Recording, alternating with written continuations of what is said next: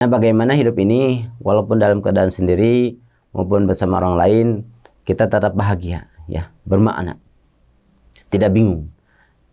Salah satunya adalah kita harus mengenal diri kita sendiri. Ma'rifatul nafs, ma'rifatun nafs.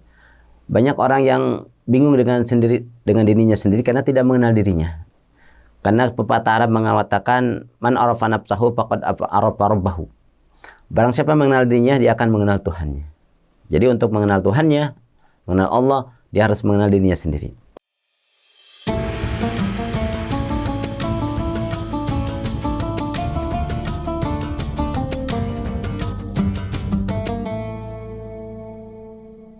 Assalamualaikum warahmatullahi wabarakatuh.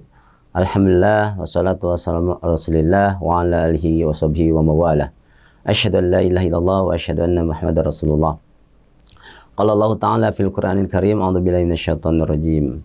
Wa kulhum atihi yaumal qiyamati farda. Shadaqallahul azim. Saudaraku semuanya, hidup manusia itu selalu dalam kedua keadaan. Sekali lagi, hidup manusia selalu dalam dua keadaan. Yang pertama, ketika dia sendiri, dan yang kedua ketika dia bersama orang lain. Ketika dia sendiri kadang merasakan kesepian atau kebingungan. Bingung apa yang harus dia lakukan, ya. Bahkan mungkin ada yang stres ketika sendiri. Tapi ketika bersama orang lain dia merasakan happy, bahagia, ya, merasa bermakna. Nah, atau sebaliknya. Nah, bagaimana hidup ini walaupun dalam keadaan sendiri maupun bersama orang lain, kita tetap bahagia, ya, bermakna, tidak bingung. Salah satunya adalah kita harus mengenal diri kita sendiri. Ma'rifatul nafs, ma'rifatun nafs. Banyak orang yang bingung dengan dirinya sendiri karena tidak mengenal dirinya. Karena pepatah Arab mengatakan man arafa nafsahu faqad arafa rabbahu. Barang siapa mengenal dirinya, dia akan mengenal Tuhannya. Jadi untuk mengenal Tuhannya, mengenal Allah, dia harus mengenal dirinya sendiri. Pada kesempatan ini saya ingin mengenalkan konsep mengenal diri. Yang pertama adalah harus memahami beberapa hal. Yang pertama, hakikat hidup kita seolah sendiri. Sekali lagi, hakikat hidup kita ada seolah sendiri. Artinya apa? Apa yang kita pikirkan, apa yang kita rasakan, orang lain tidak akan tahu. Ya. Kita sedang sedih, kita sedang banyak masalah, orang lain tidak tahu, bahkan tidak mau tahu. Seolah kita sendiri. Ya. Maka dalam kesendirian ini, mari kita hanya berharap kepada Allah. Karena berharap pada makhluk kecewa, banyak kecewanya. Berharap pada makhluk pun banyak berharap pada orang lain. Berharap pada Allah. Fa idza faragta fansab wa ila rabbika farghab. Ketika dalam kesendirian kita hanya pada Allah, ya. Dan di akhirat pun kita akan menghadap Allah sendiri-sendiri. Wa kulhum atihi yaumal qiyamati farda. Kamu akan didatangkan sendiri-sendiri. Di alam kubur kita pun sendiri. Maka sekali lagi dalam kesendirian ini kita harus banyak berharap kepada Allah. Yang kedua, kita harus memaknai bahwa hakikat hidup kita sendiri, tapi kita tidak sendiri. Ya. Ketika kita merasa banyak masalah, ketika kita banyak beban, yakinlah orang lain pun sama, ya, punya masalah, punya beban. Ya. Ini harus melahirkan bahwa kita harus bergaul, kita harus bersosial, ya. Kita tidak sendiri, ya. Jadi harus bergaul dengan orang lain, gitu ya. Karena dengan begitu kita tidak merasa kesepian, ya. Hakikat hidup kita sendiri, tapi kita sendiri, maka kita jangan menyendiri, ya. Kita jangan menyendiri. Kita ini makhluk sosial, ya.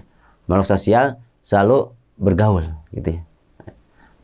Dan harus berjamaah, ya, harus berjamaah. Hidup manusia itu akan bermakna kalau berkumpul, ya, berjamaah. Serigala akan menerkam kambing yang terpisah dari gerombolannya. Artinya orang yang banyak menyendiri biasanya godaan setan itu besar. Tapi orang yang berjamaah dia akan selamat, gitu ya. Maka sekali lagi, berjamaah bagian dari kebutuhan manusia. La Islam illa bil jamaah. Tidak Islam kecuali dengan jamaah. Jadi berjamaah berikan kebutuhan.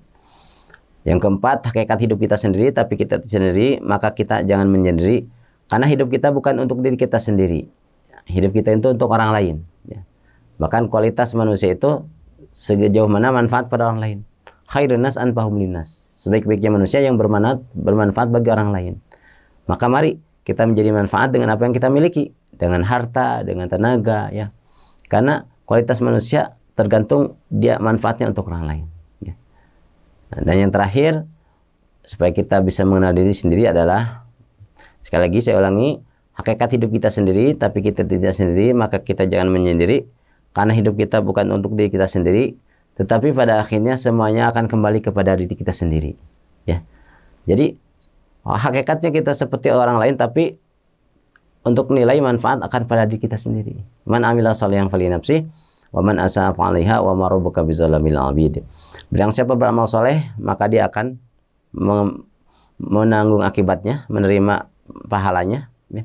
Barang siapa berbuat dosa, dia akan menanggung akibatnya.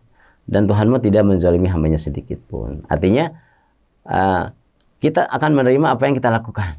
Ya. Jadi walaupun seperti untuk orang lain, tapi pahala dan dosa akan kembali kepada diri kita. Semoga dengan mengenal diri kita sendiri, hidup kita selalu bisa memahami diri kita sendiri. Kepada Allah semakin dekat, kepada orang lain semakin bermanfaat, dan kepada diri kita semakin bisa menjaga diri dan merawat sehingga kita bisa selamat dunia dan akhirat. Terima kasih. Assalamualaikum warahmatullahi wabarakatuh.